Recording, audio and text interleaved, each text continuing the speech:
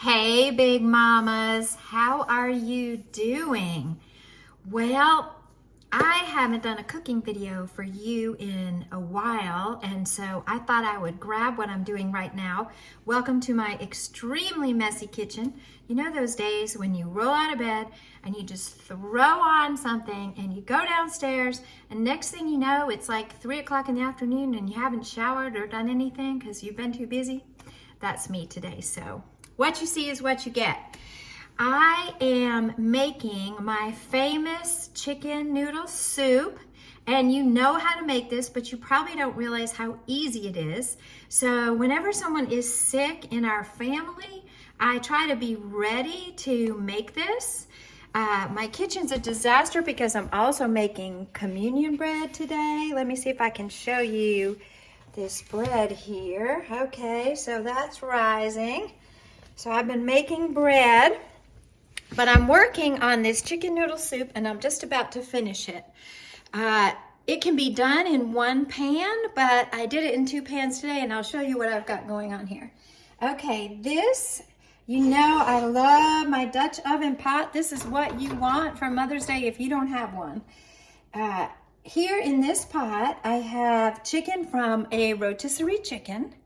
You can do this one of 2 ways. You can just pull the chicken off if you're in a hurry, just pull the chicken off and add some of your chicken stock or chicken broth. Chicken broth is just like water and chicken stock has a little bit more seasoning in it. So I like the chicken stock if you can get it. I try to keep some of that in the fridge and I had some today, which is great. And then, so you can put the carcass in here, the rotisserie chicken carcass if you want, and boil it with some water. That's what I did. That takes a little more time because then you have to pull out the bones. So it just depends on how much of a hurry you are in. Our son just got back from being out of the country for almost a month and he's not feeling great. You know how that is with international travel. So thankfully I had most of what I needed on hand today to make this soup, which is what I try to do. So here's our chicken and our chicken stock, and that's ready to go. And then over here in this pan, I've got my carrots, my onions, and my celery. True confessions, those were cooked in a stick of butter. I know it sounds like a lot, but it makes the soup taste oh so good. Now I'm gonna put you back down here, and I'm gonna go over here and finish my last veggie. Just for a moment, and this is some parsley. Remember, if you pick up some parsley, which gives it a nice flavor, Jerry actually went to the store and got this for me, and I reminded him, make sure you get regular parsley, not Italian parsley. It's easy to grab the wrong thing. But I'm gonna chop some of this parsley because it just gives it a little more nice flavor in here. And I'm gonna add that here to my vegetables that are cooking in the butter. And let me turn this up a little bit here and get that going. Now, also with your veggies, you wanna add your seasoning. So I have put salt and pepper in here and a lot of this guy.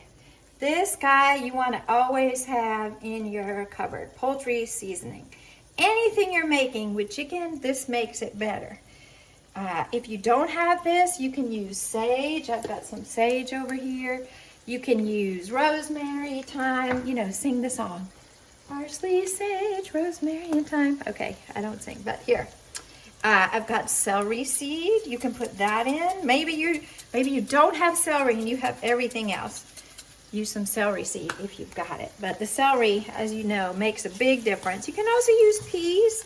I've used peas for something green when I didn't have the green stuff, but this is the best way to do it. So I've got the parsley, which is gonna cook down. I've got 1 onion, 3 carrots, and 3 stalks of celery in here.